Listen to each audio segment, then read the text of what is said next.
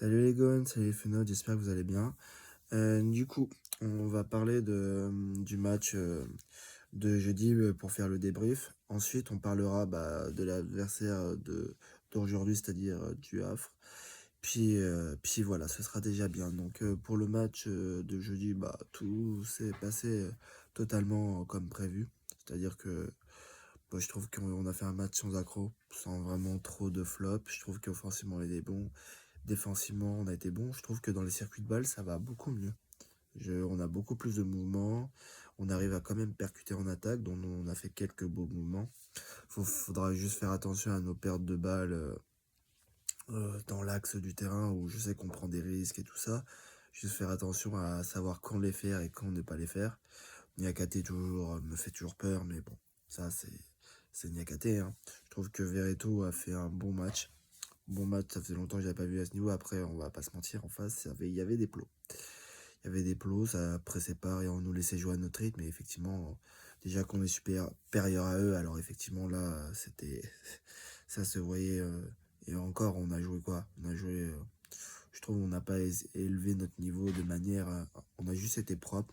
On a fait des belles ressorties de balles, on a fait des belles combinaisons, mais sans une intensité de dingue. Donc voilà.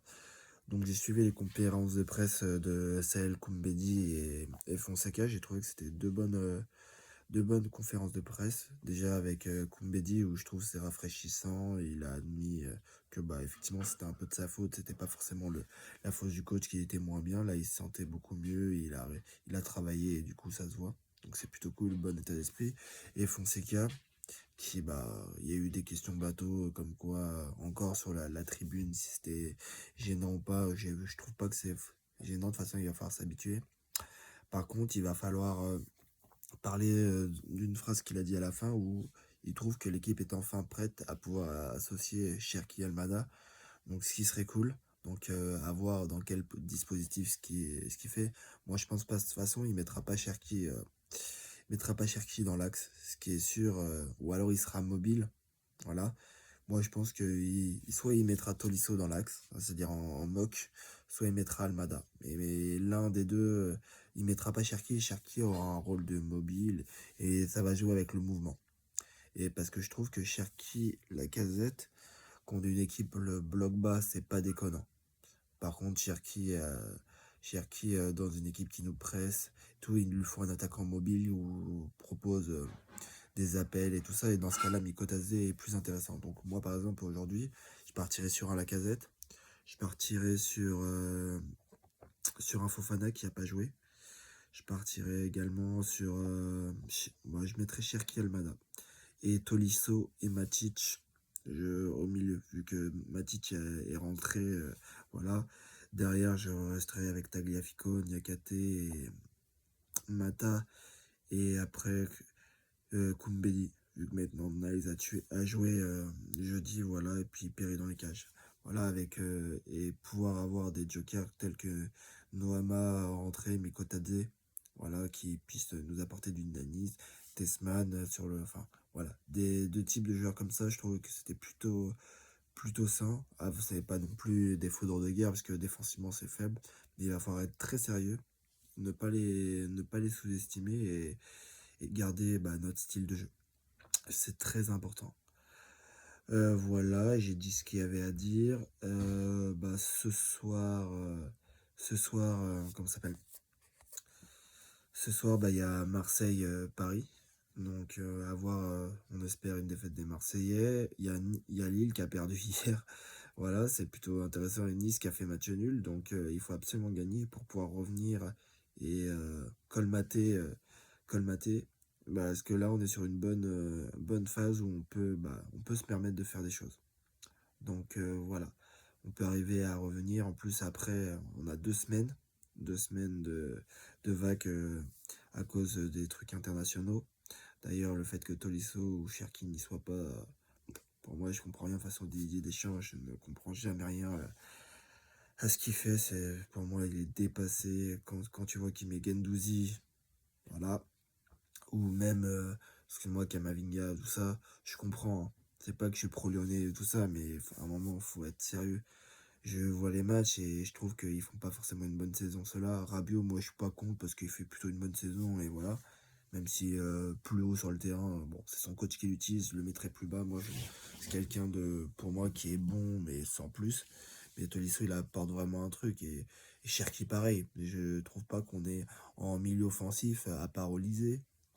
Je trouve pas que c'est fou ce qu'on a. Donc effectivement, Désiré Doué, moi je l'aurais pris aussi parce que il est polyvalent, il sait jouer à plusieurs postes. Mais ouais, de toute façon, on va attendre que Didier Deschamps vienne enfin dans cette équipe pour avoir des vrais choix de foot, autres que des choix de copains. Même si on gagne pas forcément tout le temps en pratiquant du football, mais on a quand même plus de chances de gagner et de prendre du plaisir et que les supporters en prennent aussi. Où ça fait des années que je n'en prends plus en regardant l'équipe de France. Donc voilà. Donc bah, on va espérer une belle victoire avec un goal average important pour pouvoir s'accorder une faute parce que on va pas gagner les 9 matchs qui vont arriver, mais pouvoir s'accorder des petites erreurs par-ci par-là. On n'espère pas trop. L'idéal là, il va nous rester quoi? 9 matchs. C'est gagner au moins 7 sur les 9. Voilà, et il nous reste quoi? En gros, il nous reste Monaco qu'on n'a pas joué. Il nous reste Strasbourg et Lille, je crois. Je crois de tête, c'est les seuls qu'on n'a pas encore joué parmi les grosses têtes. Le reste, c'est milieu de tableau, fin de tableau, enfin voilà. Donc je pense que c'est largement prenable sur les grosso modo. Donc il faudrait gagner 21 points sur les 28 28? Non. Ouais, sur les 28 possibles, parce que je compte pas ce match-là où j'espère qu'on va gagner. Donc voilà, 21 sur 28, ce qui nous permettrait d'être assuré d'être européen et d'être en Ligue des Champions, qui est notre objectif. Donc voilà, en pensant aussi qu'on a la Ligue des Champions avec la confrontation avec Manchester, où je trouve que ça va. Moi, quand on nous dit que Manchester est favori, et j'ai vu le match de Manchester, enfin, à part Bruno Fernandes et quelques joueurs défensivement, c'est pas ouf. C'est pour ça qu'il a une def à 3.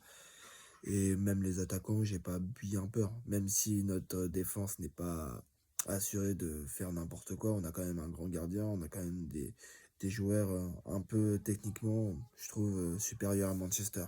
Donc oui, il y a Casemiro, il y a des noms. Bon, mais je trouve pas que ça joue forcément mieux. Après, peut-être contre nous, ils arriveront à bien nous contrer, ce qui peut, voilà, mais je les vois pas avoir la balle. Pour moi, c'est devenu une équipe de contre Manchester. Donc il faudra juste faire attention à ça. Donc de toute façon, priorité match par match, comme le coach a dit. Il va falloir bosser certaines choses parce que faudra garder notre stabilité défensive tout en concoctant un alliage offensif intéressant. Et c'est pour ça que je dis voir Almada et Cherki qui puissent être associés, ce qui serait pas déconnant, ce serait cool. Un qui est plus dans l'animation, c'est-à-dire Almada et Cherki dans la décision. Ou voilà.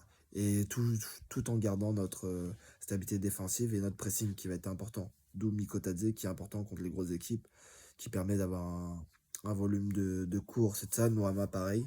Fofana qui est un peu moins bien mais qui était blessure. Donc voilà, jusqu'à la fin de saison, je pense pas qu'il change vraiment son fusil d'épaule. Sauf si Fofana décolle. Et c'est vraiment au milieu où j'aimerais voir une complémentarité avec Tolisso Matic ou Tolisso Tesman. Parce que les deux que j'ai cités avant, ok, défensivement c'est bon, mais ça manque de complémentarité. Donc à voir ce qu'il fait. Donc voilà.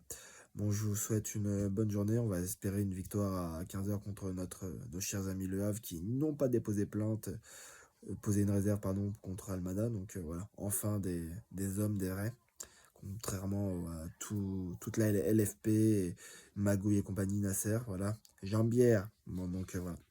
On va espérer une victoire et je vous souhaite à plus et une victoire pour nous et qu'on soit plus proche du top 4 ce soir. Allez, ciao.